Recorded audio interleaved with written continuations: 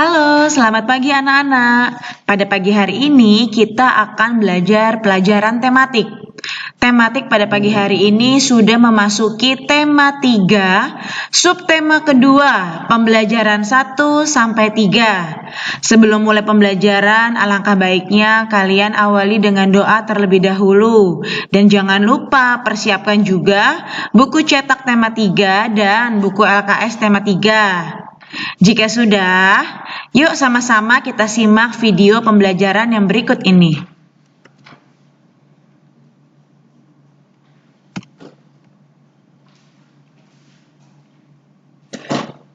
Pelajaran yang pertama adalah bahasa Indonesia. Mengenai tentang kalimat efektif dan kalimat tidak efektif. Yang pertama, kalimat tidak efektif adalah kalimat yang tidak hemat kata-katanya. Yang kedua, ketidakhematan kalimat tidak efektif ini dibedakan atas beberapa hal. Antara lain, yang pertama, ada penggunaan kata-kata yang maknanya sama. Contohnya yang pertama, tas ini merupakan adalah hadiah ulang tahun Tino. Sudah pakai merupakan, pakai adalah juga. Nah, ini tidak efektif ya, tidak hemat kata. Kemudian kita ubah menjadi kalimat efektif menjadi tas ini merupakan hadiah ulang tahun Tino. Jadi kata adalahnya kita hilangkan supaya menjadi kalimat yang efektif. Contoh yang kedua, suasana di rumah Pak Rahmat sangat ramai sekali. Sudah pakai sangat, pakai sekali ya. Kemudian kita ubah menjadi kalimat efektif menjadi suasana di rumah Pak Rahmat ramai sekali. Kata sangat kita hilangkan ya. Sudah pakai sangat, pakai sekali. Itu tidak efektif. Kita ubah menjadi kalimat efektif menjadi suasana di rumah Pak Rahmat ramai sekali. Kemudian, hal yang kedua adalah penggunaan kata bentuknya beserta maknanya. Contohnya, yang pertama, pertemuan itu dihadiri para pejabat-pejabat. Sudah pakai para, diulangi 2 kali. Itu tidak efektif ya. Kita ubah menjadi kalimat efektif menjadi pertemuan itu dihadiri para pejabat. Jadi pejabatnya 1 kali saja ditulisnya ya, supaya menjadi kalimat yang efektif. Selanjutnya contoh yang kedua. Kita harus saling tolong-menolong dalam kesulitan. Kita ubah menjadi kalimat efektif menjadi kita harus saling menolong dalam kesulitan. Jadi kata tolongnya dihilangkan. Yang ketiga, di sini ada penggunaan 2 konjungsi. Konjungsi itu adalah kata hubung. Jadi penggunaan 2 konjungsi yang semakna. Jadi kita harus hilangkan salah satu. Contohnya, contoh yang pertama, meskipun sakit, namun Dito tetap pergi ke sekolah. Kita ubah menjadi kalimat efektif menjadi meskipun sakit, Dito tetap pergi ke sekolah. Kata namun kita hilangkan supaya menjadi kalimat yang efektif. Contoh yang kedua. Setelah memasak, kemudian ibu mencuci baju. Kita ubah menjadi kalimat efektifnya menjadi ibu memasak, kemudian mencuci baju. Jadi kata setelahnya kita hilangkan. Kemudian yang keempat, penggunaan subjek yang berlebihan. Contoh yang pertama, Mita ingin menulis cerpen setelah Mita membaca cerita Tommy.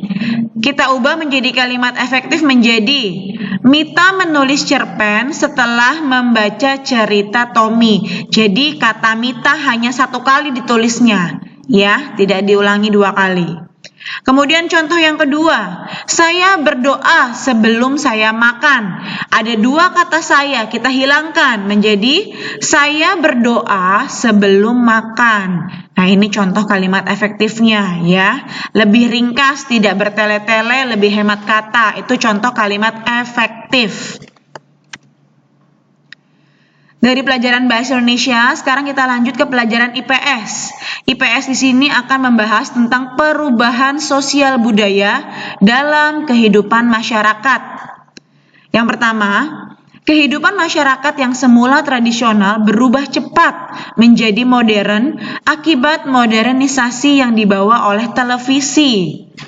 Kedua, televisi mempunyai pengaruh positif dan negatif bagi kehidupan masyarakat Indonesia. Yang ketiga, pengaruh positif adanya televisi antara lain yang pertama, televisi bisa sebagai media hiburan. Yang kedua, televisi bisa sebagai media informasi pengetahuan dan pendidikan. Yang ketiga, televisi bisa sebagai media aksi sosial masyarakat. Yang keempat, tadi pengaruh positif, sekarang ada pengaruh negatifnya juga dari tayangan televisi. Antara lain sebagai berikut. Yang pertama, dapat merusak moral dan bangsa apabila tayangannya itu mengandung unsur-unsur kejahatan, kekerasan, ya. Tak khawatir ditiru oleh sebagian besar orang. Kemudian yang kedua, pengaruh negatifnya bisa menghabiskan banyak waktu berharga yang terbuang sia-sia karena hanya melihat tayangan televisi. Yang ketiga, pengaruh negatifnya dapat merusak perkembangan otak. Dari pelajaran IPS kita lanjut ke pelajaran IPA mengenai rangkaian listrik paralel. Yang pertama, pada rangkaian paralel, bagian-bagian terhubung secara bersusun. Yang kedua, rangkaian paralel disebut juga sebagai rangkaian bercabang. Ketiga, kelebihan dari susunan paralel adalah jika salah satu komponen dicabut atau rusak, maka komponen yang lain tetap berfungsi sebagai mestinya. Contohnya misalnya antara lampu kamar tidur kalian dengan lampu dapur itu pasti berbeda saklarnya, berbeda lampunya. Ya, apabila yang rusak itu lampu dapur, nah maka lampu di kamar kalian tetap menyala seperti biasa, ya, tidak terkendala. Kemudian yang keempat, kelemahannya menggunakan rangkaian paralel adalah biaya yang dibutuhkan lebih mahal karena membutuhkan kabel penghubung yang lebih banyak. Yang kelima, rangkaian paralel lebih aman karena ketika salah satu lampu mati, yang tadi misalnya sudah jelaskan ya, lampu yang lain akan tetap menyala.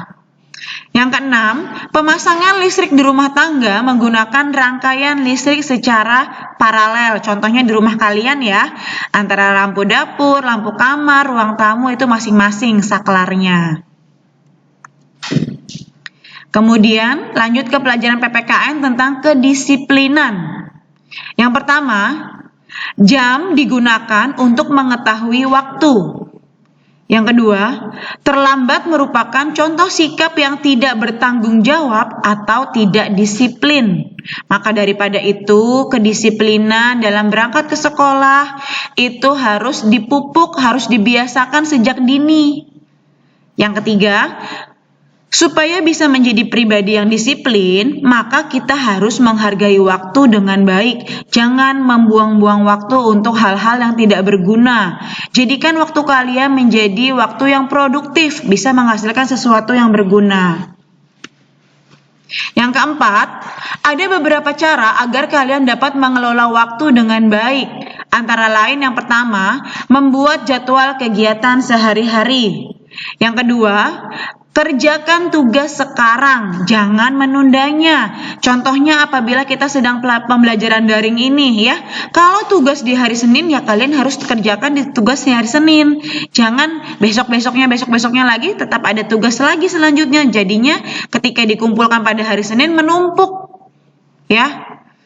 Yang ketiga, berkonsentrasi dalam melakukan pekerjaan apapun, fokus, konsentrasi. Yang keempat, lakukan pekerjaan dengan tenang, teliti, dan senang hati. Yang kelima, bicarakan rencana kalian kepada orang tua kalian supaya mereka dapat membantu kalian saat mengalami kesulitan. Selanjutnya, kita akan membahas tentang perkembangan jam dari masa ke masa ya. Yang pertama, bagaimanakah perkembangan jam dari masa ke masa? Yang kedua, perkembangan jam dari masa ke masa antara lain sebagai berikut. Yang pertama itu kita menggunakan ada jam matahari. Nah, jam ini menunjukkan waktu berdasarkan letak matahari. Akan tetapi, saat langit mendung atau hujan, jam tersebut tidak akan berfungsi, tidak dapat kita pergunakan. Selain jam matahari, kemudian ada jam pasir.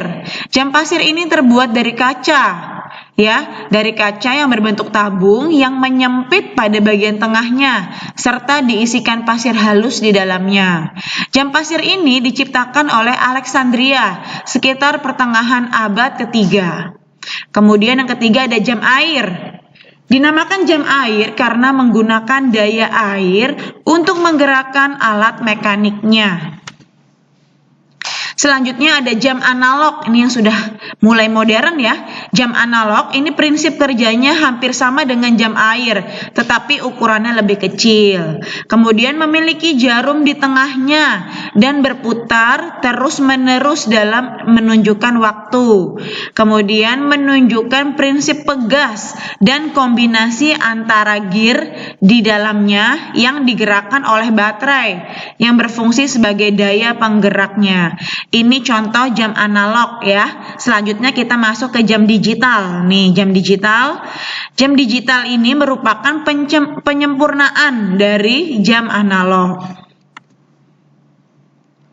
Dari jam kita membahas tentang lampu lalu lintas ya. Yang pertama, orang yang pertama kali menemukan lampu lalu lintas adalah Gareth Augustus Morgan. Kedua, Morgan ini menciptakan lampu lalu lintas berbentuk T yang memiliki kontribusi besar bagi pengaturan lalu lintas. Yang ketiga, rambu-rambu lalu lintas terdiri atas 3 lampu, yaitu yang pertama ada sinyal stop, ini namanya lampu merah ya. Kemudian ada sinyal go, ini berarti lampu hijau, dan sinyal posisi stop, ini lampu kuning. Jadi lampu kuning ini akan perpindahan ya, perpindahan dari kuning ke merah ataupun dari kuning ke hijau. Yang keempat, berikut ini adalah lampu lalu lintas. Yang pertama, lampu kuning artinya interval waktu untuk mulai berjalan atau mulai berhenti. Lampunya kelihatan kuning nih, kamu dari kencang terus menuju tadinya hijau mau jadi kuning, nah kamu harus siap-siap untuk berhenti, bukan malah ditambahkan kecepatannya. Kemudian yang kedua, lampu merah. Kita harus benar-benar berhenti ya, jangan coba-coba melaju karena khawatir terjadi kecelakaan. Kemudian pada lampu hijau itu artinya kita harus segera berjalan. Nah, apa yang akan terjadi di jalan raya jika kita tidak ada rambu-rambu lalu lintas ataupun tidak ada lampu lalu lintas? Yang pertama ada kecelakaan, yang kedua ada kemacetan. Nah, anak-anakku sekalian, baru saja telah sama-sama video pembelajaran pada hari ini. Hari ini kita sudah masuk ke subtema kedua pembelajaran 1 sampai 3 ya. Sampai jumpa lagi di video pembelajaran berikutnya.